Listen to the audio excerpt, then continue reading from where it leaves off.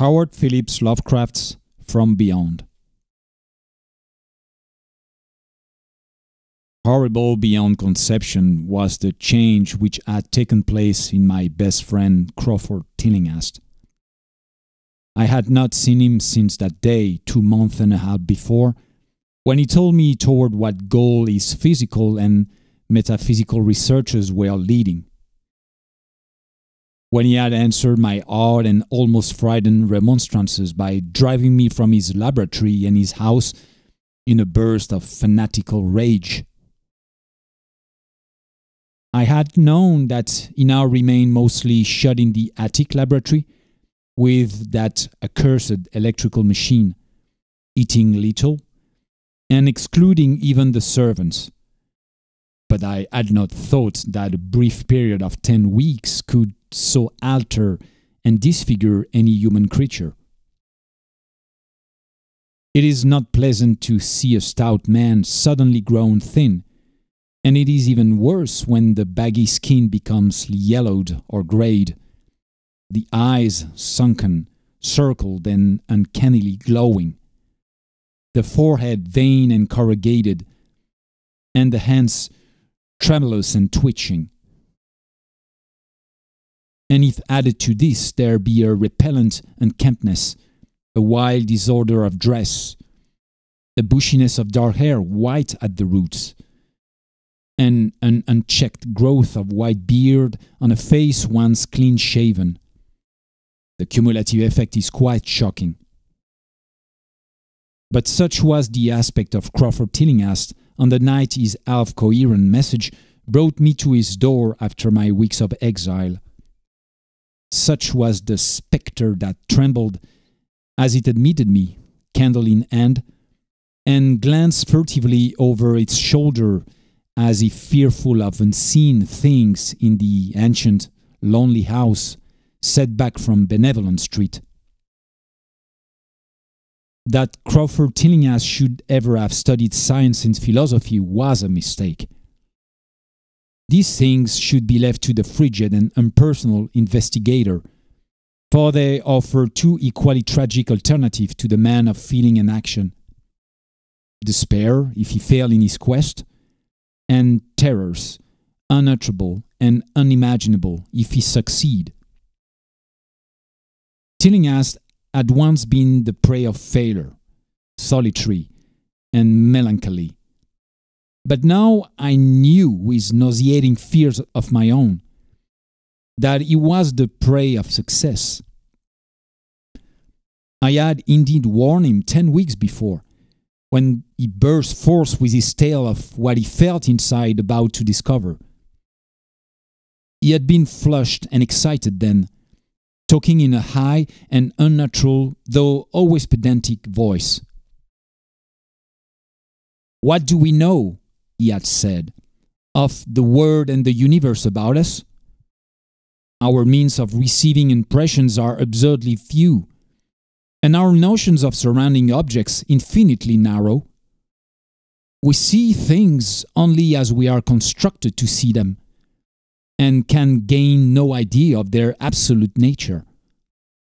With 5 feeble senses, we pretend to comprehend the boundlessly complex cosmos. Yet other beings with wider, stronger, or different range of senses might not only see very differently the things we see, but might see and study whole worlds of matter, energy, and life, which lie close at hand, yet can never be detected with the senses we have. I have always believed that such strange, inaccessible worlds exist at our very elbows. And now I believe I have found a way to break down the barriers. I'm not joking. Within 24 hours, that machine near the table will generate waves acting on unrecognized sense organs that exist in us as atrophied or rudimentary vestiges.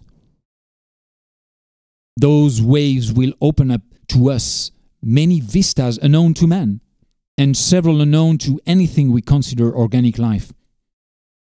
We shall see that at which dogs howl in the dark, and that at which cats prick up their ears after midnight. We shall see these things and other things which no breathing creature has yet seen. We shall overleap time, space, and dimensions, and without bodily motion peer to the bottom of creation. When Tillinghast said these things, I remonstrated, for I knew him well enough to be frightened rather than amused. But he was a fanatic, and drove me from the house. Now he was no less a fanatic, but his desire to speak had conquered his resentment, and he had written me imperatively in a hand I could scarcely recognize. As I entered the abode of the friend so suddenly metamorphosed to a shivering gargoyle, I became infected with the terror which seemed stalking in all the shadows. The words and beliefs expressed 10 weeks before seemed bodied forth in the darkness beyond the small circle of candlelight, and I sickened at the hollow, altered voice of my host. I wished the servants were about, and did not like it when he said they had all left 3 days previously.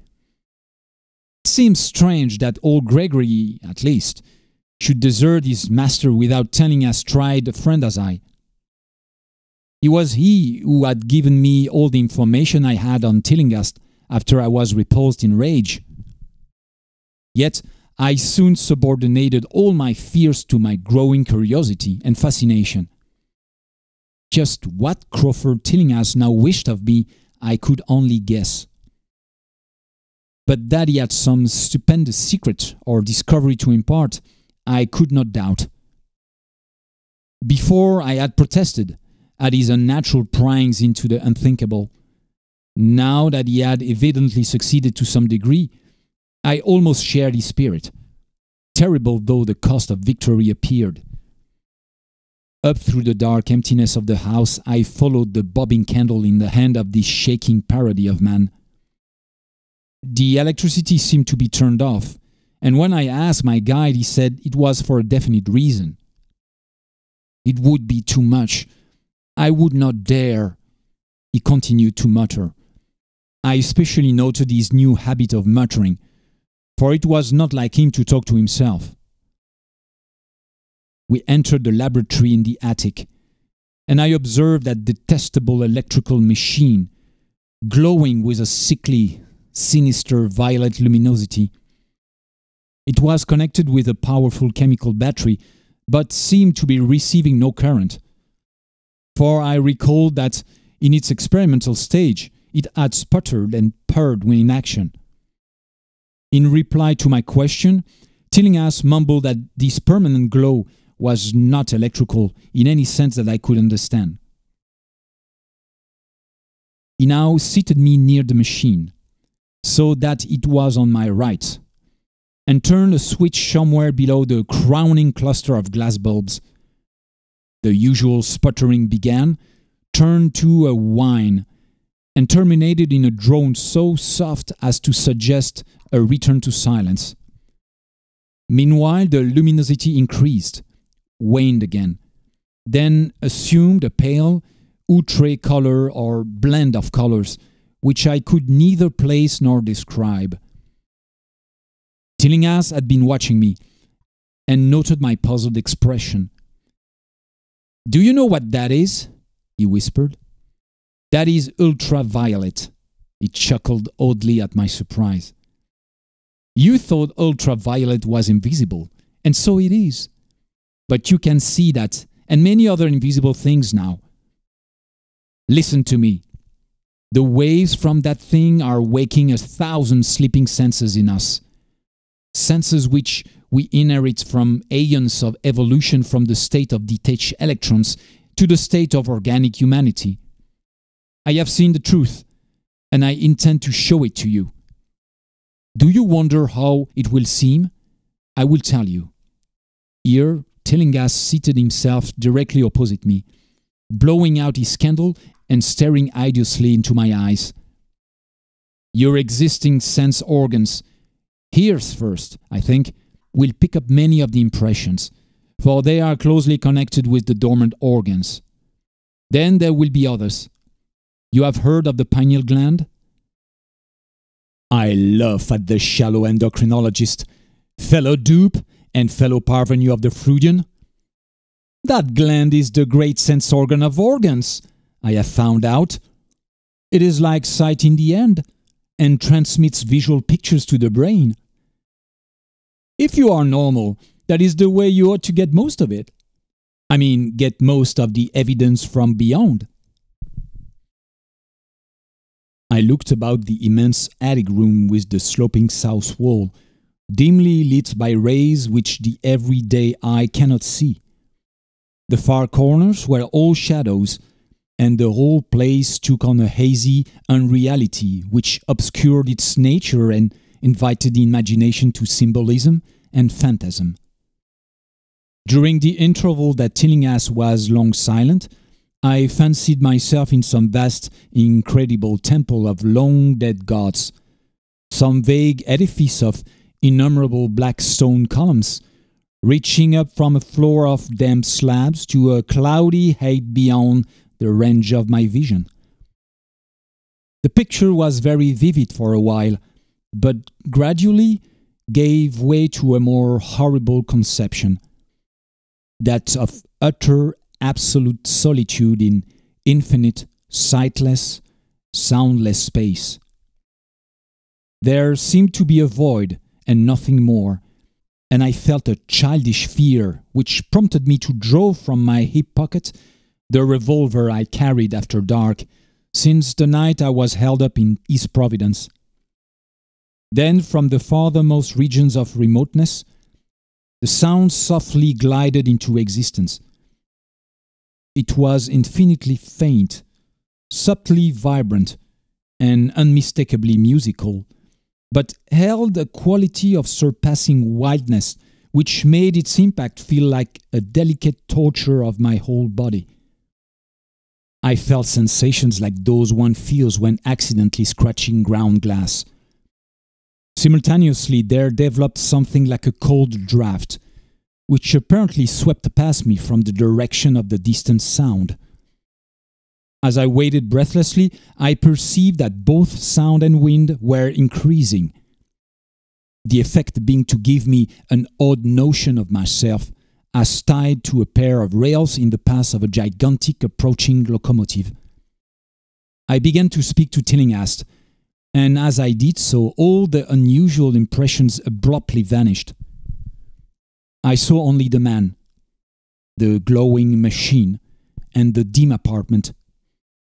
Tillinghast was grinning repulsively at the revolver, which I had almost unconsciously drawn, but from his expression, I was sure he had seen and heard as much as I, if not a great deal more. I whispered what I had experienced, and he bade me to remain as quiet and receptive as possible. "Don't move," he cautioned, "for in these rays we are able to be seen as well as to see." "I told you the servants left, but I didn't tell you how. It was that thick-witted housekeeper. She turned on the lights downstairs after I had warned her not to, and the wires picked up sympathetic vibrations. It must have been frightful. I could hear the screams up here, in spite of all I was seeing and hearing from another direction. And later it was rather awful to find those empty heaps of clothes around the house. Miss Updike's clothes were close to the front hall switch. That's how I know she did it. It got them all.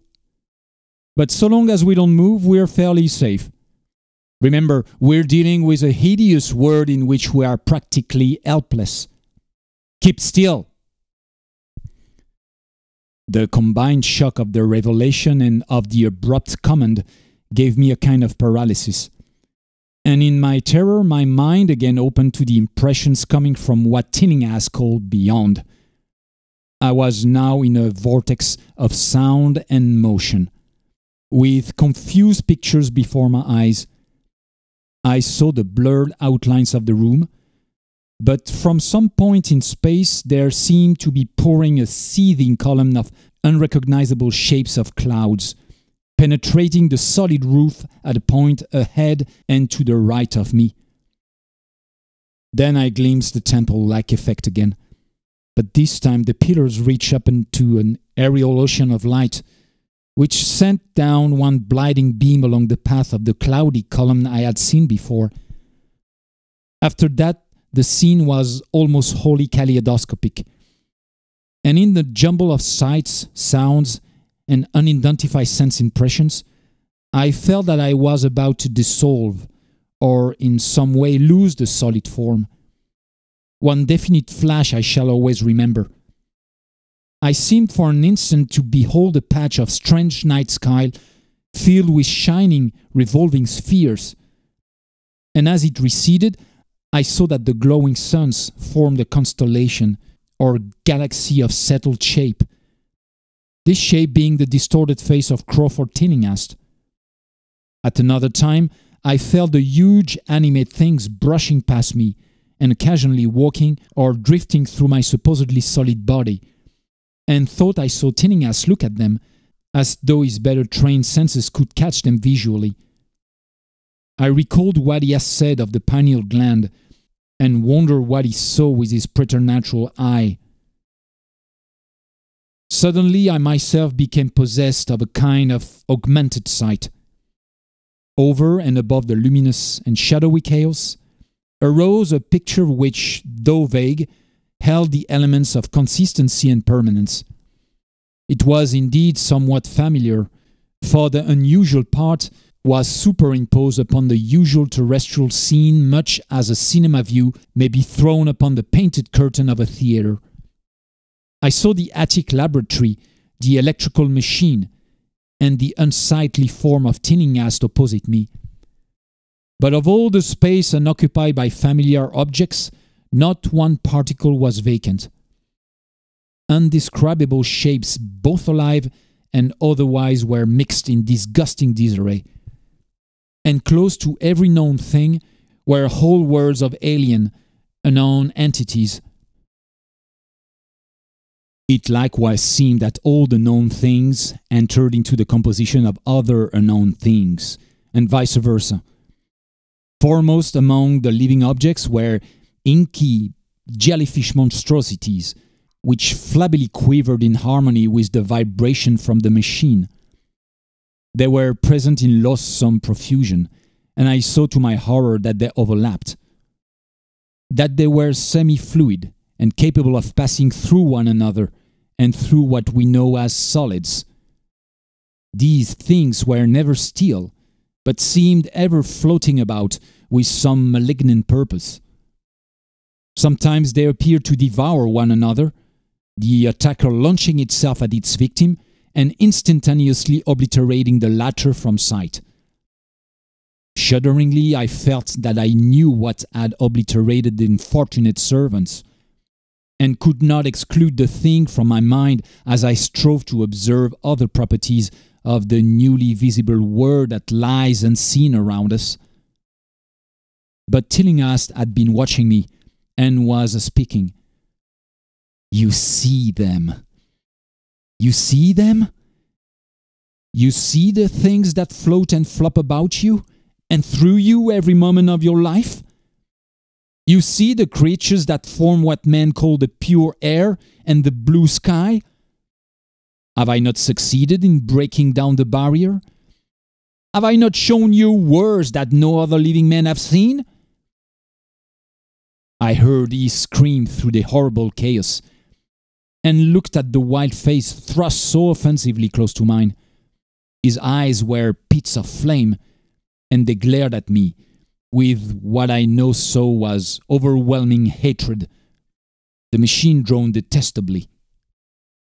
"You think those floundering things wiped out the servants? Fool, they are harmless. But the servants are gone, aren't they? You tried to stop me. You discouraged me when I needed every drop of encouragement I could get. You were afraid of the cosmic truth, you damned coward. But now I've got you. What swept up the servants? What made them scream so loud? Don't know, eh? You'll know soon enough. Look at me. Listen to what I say. Do you suppose there are really any such things as time and magnitude? Do you fancy there are such things as form or matter? I tell you, I've struck depths that your little brain can't picture. I've seen beyond the bounds of infinity and drowned down demons from the stars. I have harnessed the shadows that stride from word to sow death and madness. Space belongs to me. You hear? Things are hunting me now, the things that devour and dissolve, but I know how to elude them. It is you they will get, as they got the servants. Stirring, dear sir? I told you it was dangerous to move. I've saved you so far by telling you to keep still. Saved you to see more sights and to listen to me. If you had moved, they would have been at you long ago. Don't worry, they won't hurt you. They didn't hurt the servants. It was the seeing that made the poor devil scream so. My pets are not pretty, for they come out of places where aesthetic standards are very different. Disintegration is quite painless, I assure you. But I want you to see them. I almost saw them, but I knew how to stop. You are curious? I always knew you were no scientist. Trembling, hey? Trembling with anxiety to see the ultimate things I have discovered. Why don't you move then? Tired? Well, don't worry, my friend, for they are coming. Look. Look. Curse you. Look. It's just over your left shoulder. What remains to be told is very brief, and may be familiar to you from the newspaper accounts.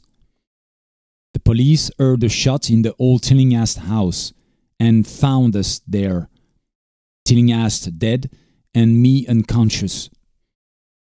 They arrested me because the revolver was in my hand, but released me in 3 hours after they found it was apoplexy which had finished Tillinghast, and saw that my shot had been directed at the noxious machine, which now lay hopelessly shattered on the laboratory floor.